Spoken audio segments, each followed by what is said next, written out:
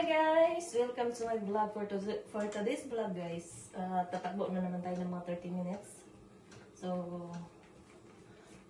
yan, welcome sa aking vlog. Sa hindi pa nakasubscribe sa aking YouTube channel, baka gusto nyo ang aking mga vlog dyan guys. Samahan nyo ako mag-like. Yan.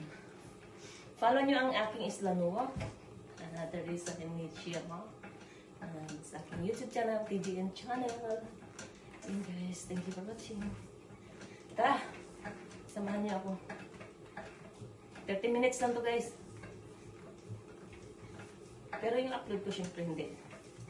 Sa Facebook page, Facebook lang pag profile per minute. Sa aking full video, punta lang kayo sa aking YouTube channel.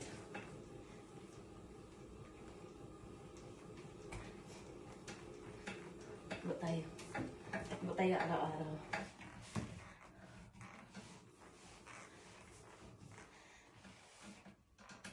Yan.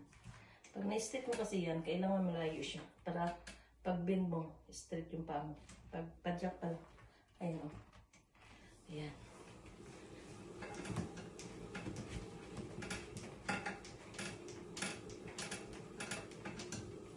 Ang purpose natin dito guys,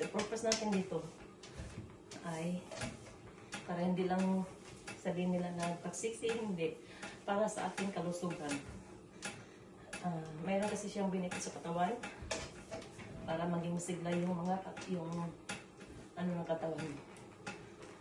Kailangan natin yung mag-circulate yung dugo. Kasi pag nag-circulate yung dugo, magandang daloy ng dugo. Pupunta yan, iikot yan sa buong katawan mo. So, maging healthy ang mga laman-laman ng loob mo. Yan. So, kung walang ganito, pwede ka namang maglakad-lakad, mag-jogging ng 30 minutes dyan sa bahay nyo. Ikot lang kayo ng ikot. Sa akin guys, sanay na ako nito noon pa. Kaya, pag hindi ako nakapag-ganito, nakapag-exercise daw. Yan, sorry. Parang bigat ang katawan ko. Hirap ako maglakad sa nasanay na taga. Yan na. Medyo may muscle. 47 na to guys. Kailangan natin ang mamuscle ako kasi nga nag-gym ako nila. Nagaganito. Nag-exercise, nag-yoga. So ngayon guys, summer na kasi. Unumpisa na naman natin. Pag puyo kasi guys, ang lamig. Balot na balot. Ang hirap maghubad, ang hirap magbihis. Pwede naman yung nakadamit ka lang. Kaso ang hirap kumilos pag marami kang suot sa katawan. Kaya pag summer lang, ayan, hindi masyadong malamig. Makapag-ganito tayo. Ayan. Thank you for watching. At huwag niyong kalimutan mag-subscribe sa aking YouTube channel, TGN channel, and sa aking Facebook page. Facebook na lang pala. Islanua, tsaka TGN Facebook page guys. Pero hindi ko na ganagamit yun. Tamad na ako doon. So yan. Tara. Bilisan na natin kasi malapit na tayong matapos. Sarap. Sarap pag maganito. Parang fresh na fresh yung nawala yung stress mo. Kahit mag-isa ka lang sa bahay. Yan. Ako guys, nag-isa lang ako. May kasama ko dun sa kabilang bahay sa. Ayaw kong mauwi dun. Na-stress ako dun kasi nga. Nandun yung anak ng asawa ko. Noon pa man di kami magkasundo. Kaya edad ko lang kasi. Matanda ko ng 1 taon. Kaya mas gusto ko yung mag-isa. Kasi hindi ako na-stress. Okay lang naman pagkasama, kaso lang ayaw ko ng plastikan. Dahil alam ko naman na noon pa, kasi nga bata ako, tanda na yung papa niya. Kaya, yun, binigay ko sa kanila yung anong gusto nila. Sana dito ako mag-isa lang. Kahit mag-isa ako guys, masaya ako. Mas masaya ako, mas komportable, tapos ito na yung sinasabing buhay. So, natuldo ka na ang aking parang Saan ba talaga? Ano ba talaga? So, yung ganun. So, natuldo ka na parang ito na ang totoong buhay. Kasi nga, may bahay ka, may uwian ka, papasok sa trabaho, magawa mo anong gusto mo. Kahit guys, kahit may asawa ka, lalo na yung bahay na hindi mo gawa or bahay nilang, hindi niyo bahay, kayong dalawa. Kahit asawa ka na niya, mahirap kumilos. Eh, iwan ko lang, siguro sa iba, pwede kasi asawa, di ba? Sa akin kasi hindi. Hindi ako mahilig umangkin ng hindi sa akin. Alam mo yun? Hindi ako mahilig umangkin ng mga gamit na hindi sa akin.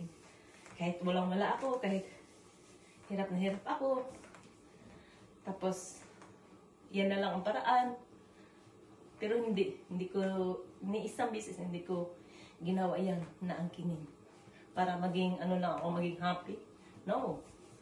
Mas gustuhin ko parang malungkot ako kaysa mangangkin ng hindi ko naman pang mayari. Tapos, sa bandang huli, may marinig ka, di ba? So, umilos ka, gumawa ka ng paraan, nagtrabaho ka para makuha mo yung gusto mo. Yan, simple basic ang buhay. So, napakasarap ang buhay, guys. Iwasan nyo may stress. Huwag kayong, halimbawa yung mga asawa nyo, yung asawa ko ang bait ano lang doon, anak. Siguro nakipag-plastikan na yung anak sa akin, pero ayoko. Ramdam ko naman kasi bata, kasing edad ko lang siya. Tapos mga bata. Siyempre, pareha kami ng mga Jedi. Kaya, lalo pa Pilipino ako, madali ako kikaramdam. So, yun. Tapos, kapag yung asawa niyong babaero, oo, masakit kasi babaero. Kasi kung maganda ka na, babaero pa, babaero yung asawa mo, siguro, naghanap lang siya ng iba kasi kalinga kasi nga, gusto nang tumikim. Pero ma-stress ka dyan, dalawa lang ang paraan dyan. Either na iwanan mo siya, or magtiis ka. Tapos sa bandang huli, pag nagsawa yan, babalik din naman sa'yo. So, kung ayaw mo siyang mawala dahil sa may mga anak kayo, pagtiyagaan mo, hayaan mo siya. Gusto mo, bigyan mo pa siya. Huwag mo siyang pansinin. Kung anong gusto niya, huwag mo siyang pansinin. Yan lang yan ang turo ka. Kung ayaw niyong iwanan yung asawa na alam niyo na parang nagluloko or mahilig sa barkada, inom lang inom, kahit may pamilya, payo ko lang, hayaan mo siya. Kung ayaw mo siyang iwan, kung ayaw kayong maghiwalay, kasi hindi mo siya sa gusto niyo, hindi mo siya mapigilan sa gusto niya. Iba-iba tayo. May gusto ka rin na hindi niya gusto. May gusto siya na hindi mo gusto. So, yan ang gusto niya. Hayaan mo. Kung ayaw mo maghiwalay kayo, hayaan mo siya. Magsawa siya kung anong gusto niya. Gawin niya kung anong gusto niya. Huwag mo siyang intindihin. Pag uwi siya, huwag mo siyang isipin. Huwag mo siyang pagalitan. Kasi pagdating ng may time din kasi hindi naman habang buhay yan eh. May time na matauhan yan. Uy, hindi ako pinapansin ng asawa. Hindi galit yung asawa ko sa akin Kinto niya yan. Okay lang yung sa asawa ko Pero, ang ending nun, wala ka ng gana sa kanya. Gikisama ka lang dahil sa anak. Tapos kung ayaw mo na talaga, parang wala na talaga, iwanan mo. Hiwalay mo. Hindi masama maghiwalay. Kung magsama man lang kayo, tapos puro kayo bangayan, puro kayo sumbat dito, sumbat doon, maghiwalay kayo. Walang masama sa paghiwalay. Kung kasal kayo, hiwalay kayo, divorce kayo. Kung di pwede mag-divorce, hiwalay kayo. Pero huwag ka maghanap.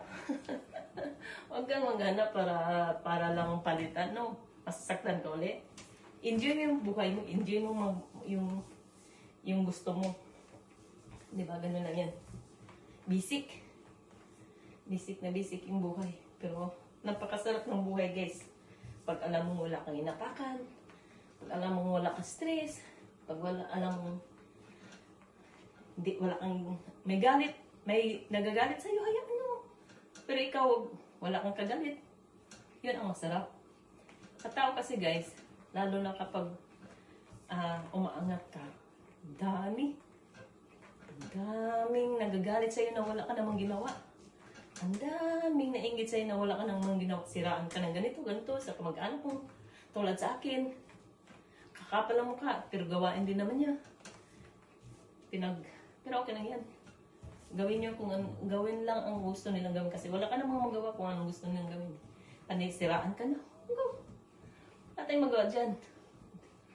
Supportahan mo na siya, gusto mo dagdagan pa. Tapos, ang hindi naman kasi nung magsawa siya ng, siyempre nakalat niya yun, gano'n yung chismis. O, siyempre gano'n ang tingin sa'yo ng tao. Oo. At least ikaw, hindi ka sarili mo, ginawa mo anong gusto mo. Or, wala, ang importante doon, wala kang inaapakang ibang tao. Yun. Kahit ano pang gagawin mo sa buhay mo, kasi sarili mo naman yan, sarili mong buhay yan. Ang importante, wala kang inaapakang ibang tao. Yun ang masarap sa buhay. Kung magbalintong ka man dyan, magtambling-tambling ka man dyan, kung anong gagawin mo sa sarili mo, no problem.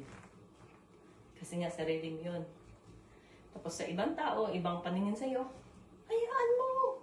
Yan ang buhay. Kasama na yan sa buhay guys, ng inggitira. Kasi yung mga taong inggitira,